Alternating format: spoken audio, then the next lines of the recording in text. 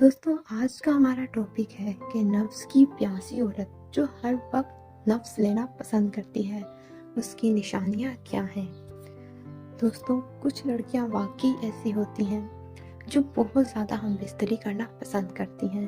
बचपन से ही उनके खून में गर्मी पाई जाती है। तो हम बात कर लेते हैं ये लड़कियां कैसी होती हैं और इनकी निशानियाँ क्या हैं।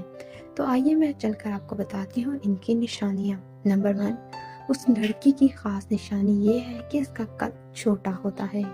वो हर मर्द को गलत निगाह से देखती है। नंबर 2, उनकी छातियाँ बहुत बड़ी बड़ी होती हैं। इनकी यही कोशिश होती है कि हर कोई इनकी छाती को देखे, और जब भी वो बाज़ारों में जाती हैं तो सिर्फ तफरीह के लिए निकलती हैं। वो सही से अपने पस्तानों को छुपाती नहीं, दुपट्टे को सही तरह से नहीं ओढ़ती, और यही कोशिश करती हैं कि हर किसी की निगाह उनके पस्तानों पर पड़े।